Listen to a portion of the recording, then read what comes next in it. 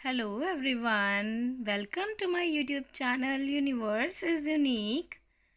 आप सभी का मेरे यूट्यूब चैनल पर बहुत बहुत स्वागत है। आज है फ्राइडे, अगस्त 4, 2023। Word of the day for today is emphasize. Emphasize emphasize का मीनिंग होता है to put emphasis on something, यानी कि किसी पर विशेष बल देना। यानी मान लीजिए आप कोई बात कर रहे हो, उसमें किसी चीज़ पर आपने विशेष बल दिया है, यानी कि इम्पॉर्टेंट अंडरलाइन किया है कि ये चीज़ है या ये होना चाहिए।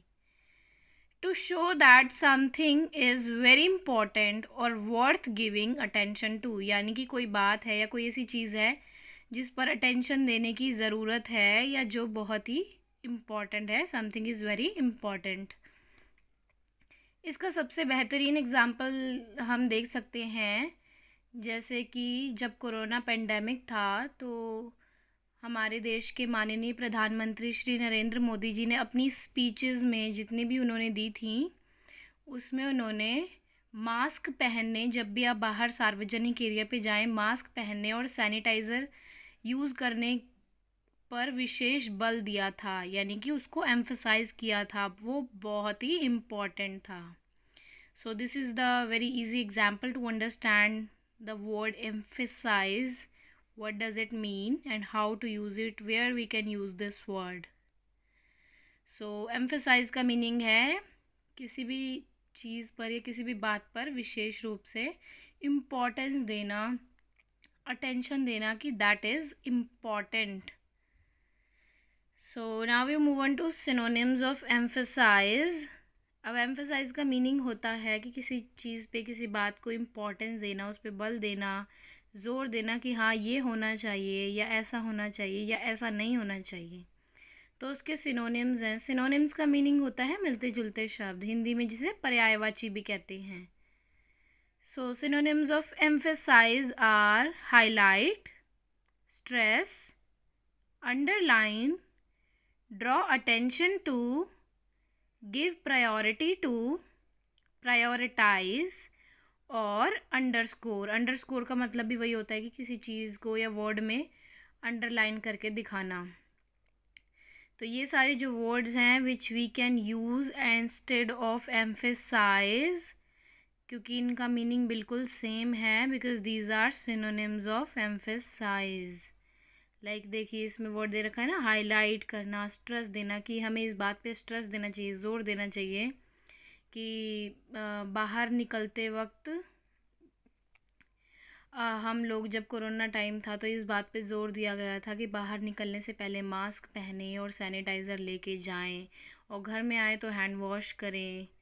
तो ये बहुत ही एक अच्छा एग्जांपल है। वैसे भी जब हम घर से बाहर जाते हैं, घर के बाहर आते हैं, तो हमें हैंड वॉश वगैरह करने चाहिए, बिकॉज़ बाहर की डस्ट, धूल, सब कुछ साफ़ कर लेना चाहिए हमको। So these are the synonyms of emphasize. Now we will discuss about antonyms of emphasize. Antonyms का मीनिंग होता है ऑपोजिट वर्ड्स। ऑपोजिट वर्ड्स तो अब emphasize का मीनिंग है कि किसी बात पे जोर देना, इम्पोर्टेंट कोई बात है उस पे ध्यान देना। तो उसका ऑपोजिट क्या होगा कि बिल्कुल भी ध्यान नहीं देना, कोई इम्पोर्टेंस नहीं देना।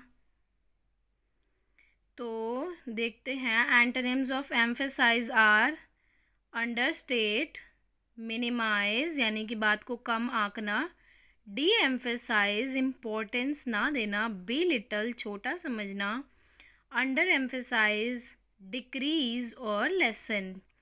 तो ये सारे वर्ड्स हैं opposites of emphasize, antonyms of emphasize. So these are the synonyms and antonyms of word emphasize. Now we move on to the sentence.